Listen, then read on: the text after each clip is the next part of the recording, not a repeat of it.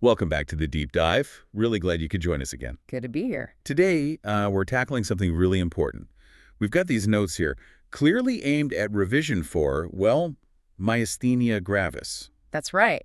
They look pretty comprehensive, good structured notes for someone needing to get up to speed quickly. Exactly. So our mission today, our deep dive, is to take these notes and really unpack them. We want to pull out those, gold nuggets, the high-yield stuff that helps it all stick. Make it make sense beyond just the bullet points. Right. Think of it as your fast track to really understanding myasthenia gravis, whether you're revising or just learning. And it's definitely a condition worth knowing about. It might not be super common, but the way the symptoms can fluctuate and the potential for serious issues like breathing problems, it's key to recognize. Okay, so let's dive right in. The absolute basics first. What is myasthenia gravis? Fundamentally, what are we talking about? Okay, so at its heart, myasthenia gravis, or MG, is an autoimmune neuromuscular disorder. Right, break that down for us. Autoimmune, neuromuscular. Okay, so autoimmune means the body's own immune system is making a mistake. It's attacking itself. And neuromuscular tells you where it's attacking the connection point between the nerves and the muscles. The neuromuscular junction. Exactly that spot. The communication point where your nerve is supposed to tell your muscle, okay, contract now. And how does the immune system mess that up? What's it actually doing? Well, the key players are autoantibodies, self-attacking antibodies. In most cases of MG, these antibodies specifically go after the acetylcholine receptors on the muscle side of that junction. Acetylcholine. Yeah. That's the chemical messenger. That's the one. The nerve releases acetylcholine, it crosses that tiny gap, binds to the receptor on the muscle, and boom, muscle contraction.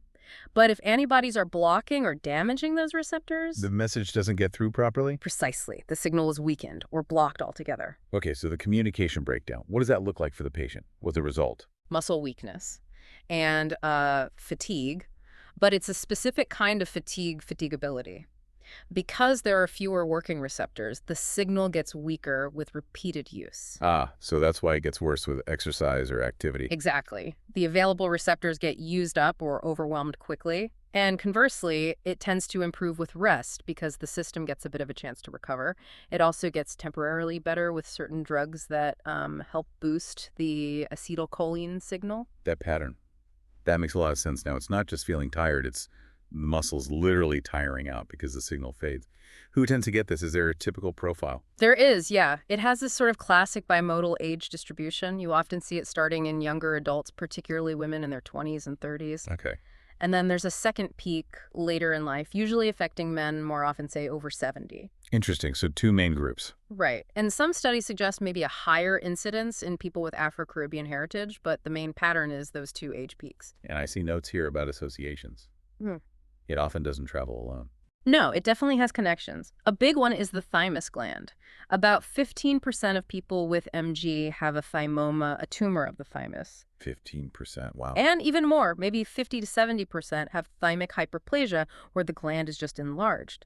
This really points to the thymus being involved somehow in triggering or driving that faulty immune response. And other autoimmune conditions too. Yes, absolutely. It often links up with other autoimmune disorders. We'll probably touch on those more later. Okay, so wrapping up the definition.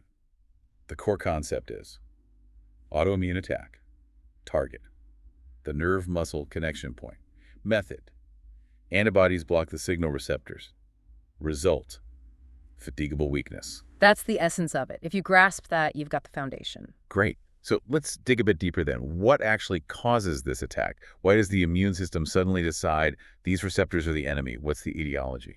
Well, that's the million-dollar question, really. The exact trigger is still largely unknown. Ah, okay. Not unusual for autoimmune diseases, I suppose. Not at all. The thinking is that it's likely multifactorial, a mix of things. Like what? Probably some underlying genetic predisposition combined with certain environmental factors, the wrong combination of genes and some kind of external trigger. So not just one thing, but maybe a perfect storm situation. That's a good way to put it.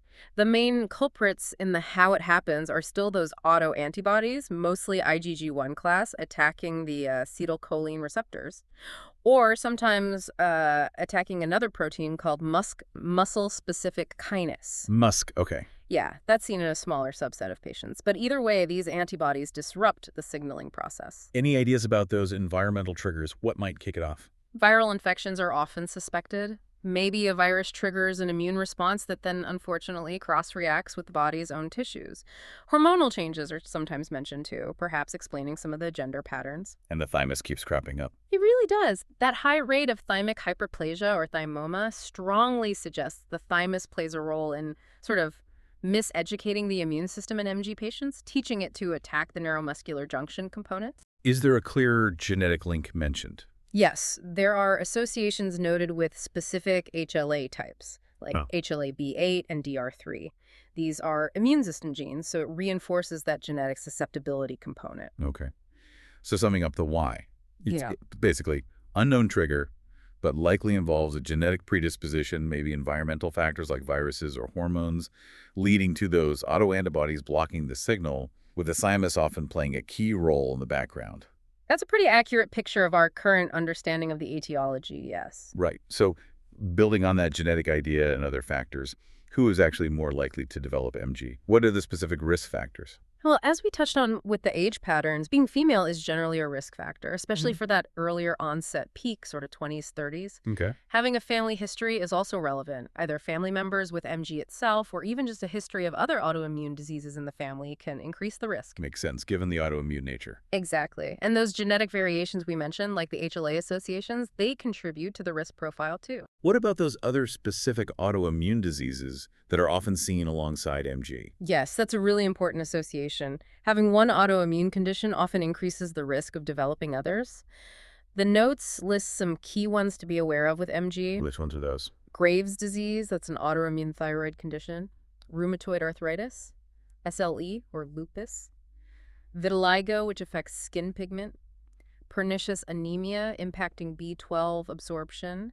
And Addison's disease, affecting the adrenal glands. That's quite a list. So knowing about those connections is helpful clinically. Definitely. If someone has one of these, you might have a slightly higher index of suspicion if they develop relevant symptoms. It reinforces that systemic autoimmune link. Got it. Okay, let's just circle back quickly to how the pathophysiology. We know antibodies block receptors, but can we elaborate just a tiny bit more on that mechanism? Sure. So think of it like the nerve ending releases acetylcholine, the messenger. It needs to bind to the receptor on the muscle to trigger the contraction. In MG, these autoantibodies interfere in a few ways.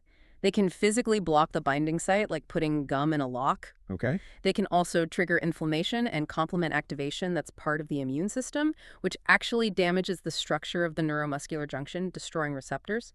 And they can cause the muscle cell itself to internalize and remove the receptors faster than normal. So fewer working receptors available overall. Exactly. Less effective signal transmission.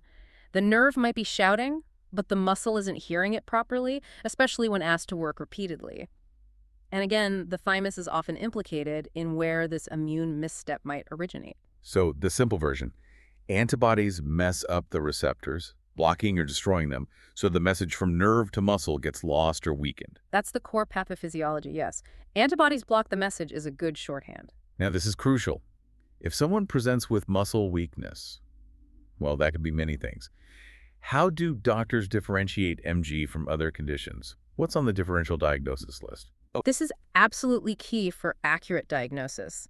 Muscle weakness is a very non-specific symptom, so you have to consider a range of possibilities. What are the main categories? First, the notes mention other myasthenic syndromes. These are conditions that also affect the neuromuscular junction but have different causes. Like Lambert-Eaton, you mentioned that briefly. Exactly, Lambert-Eaton myasthenic syndrome, or LMATES. Similar weakness, but the problem there is usually presynaptic. The nerve isn't releasing enough acetylcholine, often linked to underlying cancer, particularly small cell lung cancer. It has different features on testing, too. Okay, what else? Congenital myasthenic syndromes. These are rare inherited genetic defects affecting various parts of the junction present from birth or early childhood. Also, drug-induced or toxin-induced myasthenia. Right. And then more general causes of weakness. Absolutely. You have to think about neurological conditions like multiple sclerosis, which can cause fatigue and fluctuating neurological symptoms. Motor neuron disease, or MND, like ALS, causes progressive weakness, but usually without the characteristic fatigability of MG. Any others? Yes. Thyroid problems, especially hyperthyroidism, can cause muscle weakness. Some chronic fatigue syndromes like ME/CFS might be considered, although the pattern is different. Various primary muscle diseases, the myopathies, and even acute conditions like Guillain-Barré syndrome, another autoimmune attack, but usually targeting peripheral nerves more diffusely. And what if the main symptoms are just in the eyes or involve swallowing? Good point. For prominent eye symptoms like ptosis or double vision, you need to rule out things like Horner syndrome or maybe oculopharyngeal muscular dystrophy. For bulbar symptoms, speech and swallowing difficulties, MND is a critical differential. So it's a process of elimination, really, based Mhm. on the specific pattern of weakness, the fatigability, associated symptoms, and the investigations. Precisely. You use the clinical picture and targeted test to narrow down the possibilities from that broad list. Okay, let's talk numbers. How common is MG? What does the epidemiology look like, say, in the UK and maybe more broadly? Right, epidemiology. In the UK, the prevalence is estimated to be around 15 to maybe 20 cases per 100,000 people. So, not extremely common, but not vanishingly rare either. And the UK age pattern. That bimodal thing again. Peak in women, 20s, 30s. Second peak, slightly larger perhaps, in men, 60s, 70s. How does that compare globally? It's considered a rare disease worldwide, but the incidence and prevalence do vary a bit between populations. The notes give some rough figures, like maybe 50,000 to 120,000 cases in Europe, around 60,000 in the US. The overall age pattern seems pretty consistent globally, younger women, older men, though the exact peak ages might shift slightly depending on the population studied. And it seems to be increasing in older people. Yes, there's definitely a trend towards increasing prevalence in the elderly population, which might reflect better diagnosis, people living longer, or perhaps other factors. Any notable ethnic differences mentioned globally? The notes do suggest it might be somewhat more common in women of Hispanic, Asian, or African American backgrounds compared to Caucasian women, but these differences need careful study. Okay, so key epidemiological takeaways. UK prevalence around 15-20 per 100K, that distinctive two-peak age distribution with a gender split, and it's generally rare, but maybe increasing in the elderly. Those are the main points to remember, yeah. Right. Let's get to the bedside view. What would you actually see? What are the classic clinical features someone with MG might present with? The absolute number one, the defining characteristic, is that fluctuating muscle weakness. Weakness that specifically gets worse with repeated use of the muscle fatigability and improves with rest. That's the cardinal sign. Absolutely. If you don't have that fatigability, it's much less likely to be MG. Now, this can affect pretty much any voluntary muscle, but there are some usual suspects. Which muscles are most commonly hit? The notes highlight the eye muscles leading to ptosis, the drooping eyelid, and diplopia, double vision. Facial muscles causing difficulty with expressions, chewing. Bulbar muscles involved in speech and swallowing, leading to slurred speech or dysphagia. And limb muscles, often proximal muscles more than distal, so weakness in the shoulders or hips. So drooping, double vision, trouble chewing, swallowing, speaking, and weak arms or legs. Those are the classics. And the pattern can vary hugely between people and even in the same person over time. Does it typically start in one area? Often it does, yeah. Ocular onset, just eyes, is very common. Bulbar onset is also frequent. The notes say it usually generalizes within about a year, meaning it spreads to affect other muscle groups. But importantly, about 15% of people have purely ocular MG. Their symptoms never spread beyond the eyes. What might make the weakness worse on any given day besides just using the muscles? Exacerbations. Yes. Things like infections, even a simple cold stress, fevers, sometimes pregnancy or hormonal shifts, and crucially, certain medications can trigger a temporary worsening of MG symptoms. Okay. Now, there's a really critical point here about breathing. Yes, this is the most dangerous aspect. Weakness of the respiratory muscles, the diaphragm and chest wall muscles, or the pharyngeal muscles that protect the airway during swallowing can lead to respiratory failure. That's the myasthenia crisis. Exactly, it's a medical emergency. So, in anyone with known or suspected MG who seems unwell or increasingly weak, you have to assess their breathing capacity, things like vital capacity, maybe blood gases, very carefully. And you mentioned medications. Are there specific drugs people with MG need to avoid?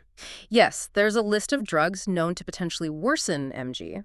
Things like certain antibiotics, aminoglycosides, fluoroquinolones, beta blockers, muscle relaxants, and others. It's vital that patients and their doctors are aware of these. Okay, so wrapping up the clinical picture. Hallmarks are fluctuating weakness and fatigability. Classic targets. Eyes, ptosis, diplopia, face chewing, bulbar, speech, swallowing. Limbs. Remember, it often generalizes but can stay ocular. Be aware of triggers.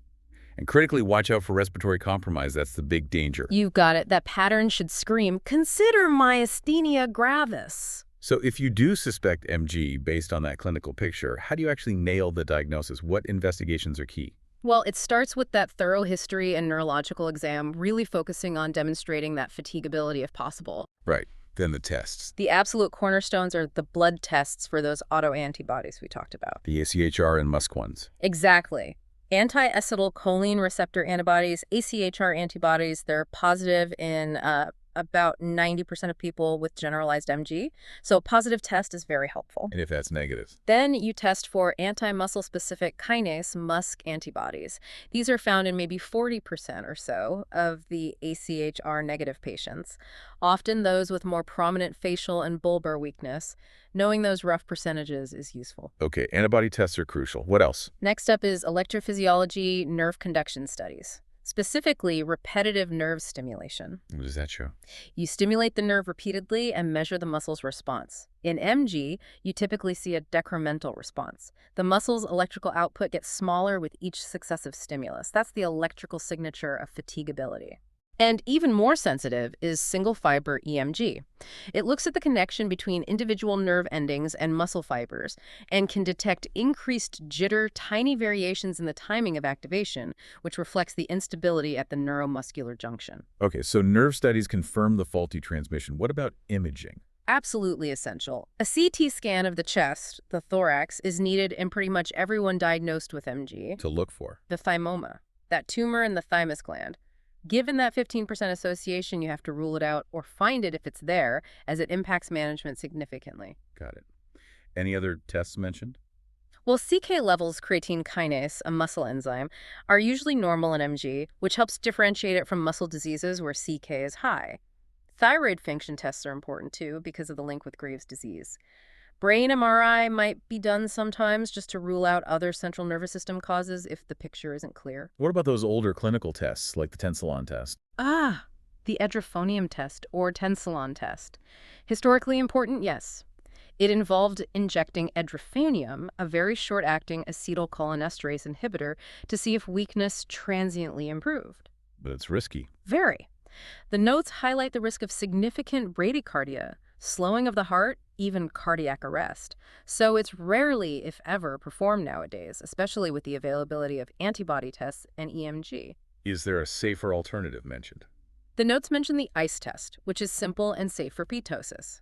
You place an ice pack over the droopy eyelid for a couple of minutes. Cooling can sometimes temporarily improve neuromuscular transmission, so the ptosis might get noticeably better.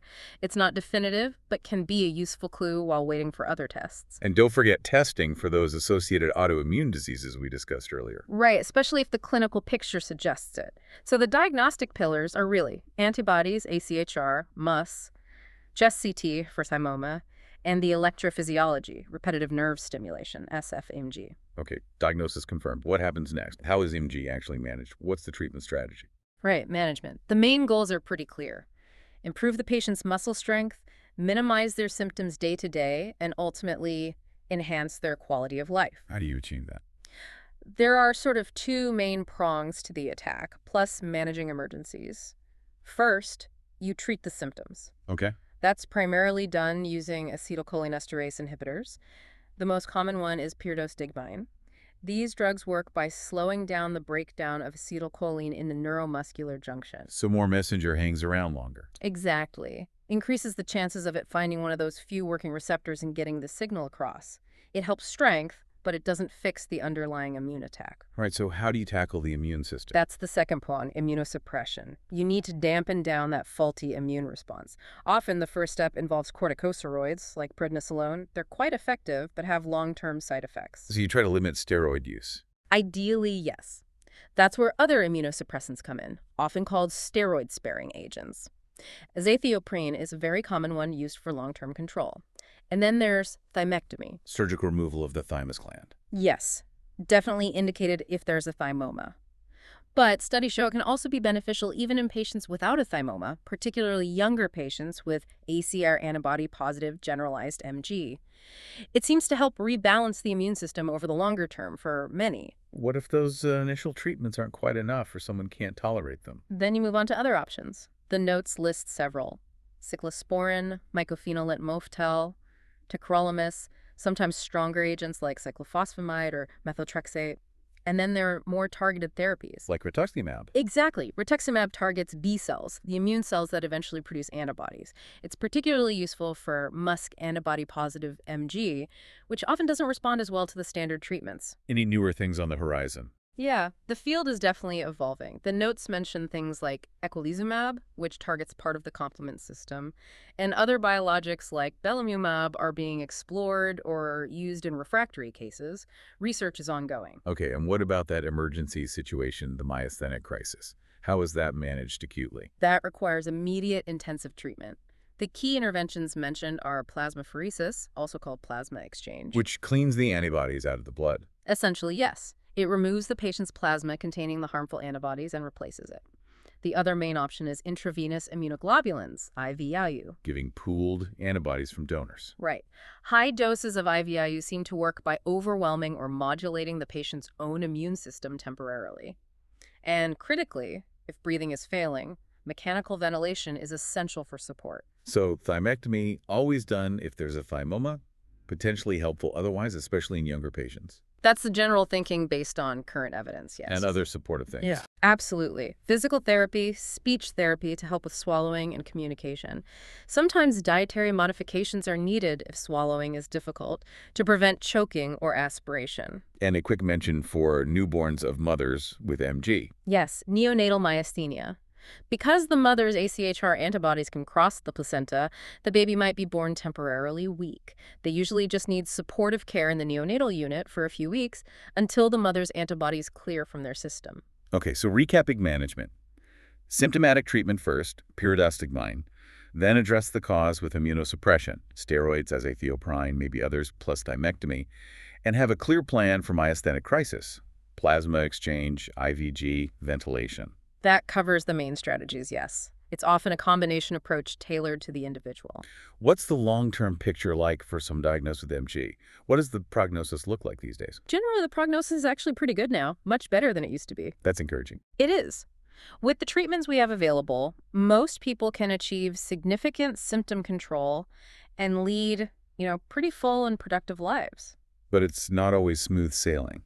No, the course can be unpredictable. People might have flare-ups, exacerbations, sometimes triggered by illness or stress, and periods of remission where they feel much better. And in some severe cases, especially if the respiratory muscles are involved, it can still be very serious. But overall, the outlook has improved dramatically. Massively. Compared to, say, 30 or 40 years ago, advancements in treatment, particularly the immunosuppressants and better critical care, have drastically reduced mortality rates and really improved quality of life. People can often expect a near-normal life expectancy now. Those immunomodulating therapies really made a difference then. Huge difference in controlling the underlying autoimmune process long-term. Are there caveats, downsides to the treatment we should mention? Well, yes, even with treatment, some people might still experience residual weakness or fatigue that impacts their daily life. And the long-term use of immunosuppressants isn't without risk increased susceptibility to infections, potential for other side effects, so that requires ongoing monitoring and management. Okay, so the prognosis summary. Generally good with modern treatment. Near normal life expectancy is often possible, but the disease course can fluctuate and long-term treatment has its own considerations. That captures the balance, I think. Hopeful, but realistic. Are there specific complications associated with MG beyond the day-to-day symptoms that we really need to highlight? The main complications really stem from the weakness itself or the treatments. The biggest, most feared one, as we've stressed, is respiratory failure due to weakness of the breathing muscles. The myasthenic crisis. Exactly. That's the most immediate life-threatening complication. Then you have the potential side effects of the medications, particularly the long-term immunosuppressants. Infections, things like that. Infections, metabolic effects from steroids like weight gain or diabetes, bone thinning, potentially increased risk of certain cancers long-term, though that's complex. And there can be surgical complications from thymectomy, although it's generally a safe procedure. Let's dive a bit deeper into myasthenic crisis, as it's so critical. Define it again for us. Okay, myasthenic crisis is defined as a worsening of myasthenic weakness. that's severe enough to necessitate intubation and mechanical ventilation to support breathing. How common is it? The notes suggest it occurs in maybe 20 to 30% of patients at some point, often within the first year or two after diagnosis. And the main triggers? Infections are number one, especially respiratory infections like pneumonia or bronchitis. Surgery, tapering immunosuppression too quickly, certain medications, even significant physical or emotional stress can precipitate a crisis. And the key treatments again? In the crisis, it's usually IV immunoglobulins or plasma exchange to quickly reduce the antibody attack, alongside respiratory support with ventilation until the patient recovers strength. Steroids are often used too, but sometimes with caution initially, as they can briefly worsen weakness before improving it. But the outcome is better now. Much better. Mortality from crisis is now reported as less than 5% with good intensive care, which is a huge improvement from decades ago. Now, the notes make a point of distinguishing this from something called cholinergic crisis. Why is that so important? It's absolutely vital because the symptoms can look similar, worsening weakness, but the cause and treatment are completely opposite. Okay. Myasthenic crisis is generally due to too little effective acetylcholine stimulation because of the disease worsening. Cholinergic crisis is due to too much acetylcholine stimulation, usually from taking too high a dose of the acetylcholinesterase inhibitor drugs like pyridostigmine. So overdoses of the medication causes weakness. How? Basically, excessive acetylcholine overstimulates the receptors to the point where they become unresponsive, leading to paralysis or weakness. The notes list some key signs that point towards cholinergic crisis. Things like muscle twitching or fasciculations, Okay. also pallor, sweating, excessive salivation or bronchial secretions, maybe very small pupils of meiosis. These are signs of overstimulation of the cholinergic system. And that old tensilon test could tell them apart. In theory, yes, giving edrophonium would temporarily improve weakness in myasthenic crisis by boosting the low signal, but would worsen weakness in cholinergic crisis by adding even more signal to an already overloaded system. Yep. But again, it's risky and rarely done now. Clinical distinction based on symptoms, medication history, and those specific signs is key. Got it. So main complication is myasthenic crisis definition, respiratory failure needing ventilation, common triggers, infection, acute management, IVGP-LEX, ventilation, and crucially know how to differentiate it clinically from cholinergic crisis, which is caused by medication overdose and has specific features like twitching and sweating. Absolutely critical distinction in an emergency setting. Wow, okay.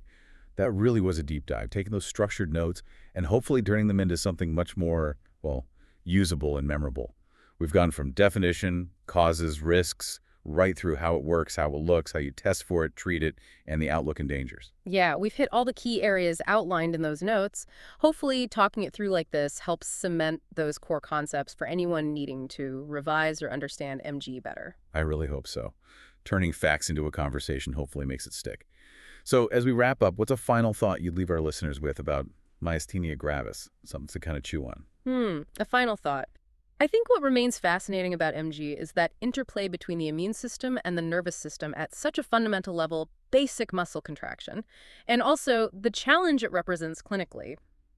Using powerful treatments to control the immune system while constantly balancing the benefits against the risks and side effects for the patient's long-term quality of life. It's a condition that really keeps you thinking about those balances. That's a great point.